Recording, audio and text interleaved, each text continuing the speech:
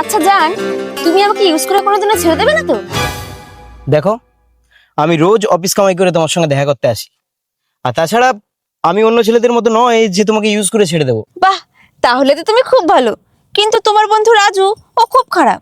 কেন? ও কি করেছে? ও আমাকে ইউজ করে ছেড়ে দিয়েছে। আরে কি হলো, তুমি রাগ করছো কেন? আচ্ছা একটা কথা বলবো? বলো। তোমার সাথে বিয়ে হওয়ার 2 মাস পর আমি যদি প্রেগনেন্ট হয়ে যাই, তাহলে তখন তুমি কি করবে? কি করব?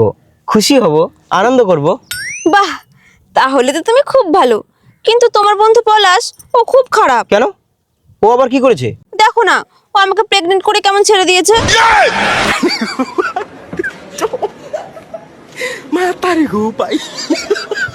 কি হলো, তুমি রেগে যাচ্ছ কেন? আচ্ছা, তোমাকে আরো একটা কথা বলবো? কি কথা বলো? আচ্ছা, মনে করো তোমার সাথে আমার বিয়ে হওয়ার 1 বছরের মধ্যে একটা ফুটফুটে বাচ্চা হলো, তখন তুমি কি করবে? কি করব?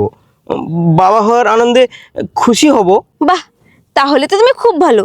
কিন্তু তোমার বন্ধু পিন্টু, ও খুব খারাপ। আমাকে বিয়ে করে 2 বাচ্চার মা বানিয়ে দিয়ে বলছে এই বাচ্চা আমার না।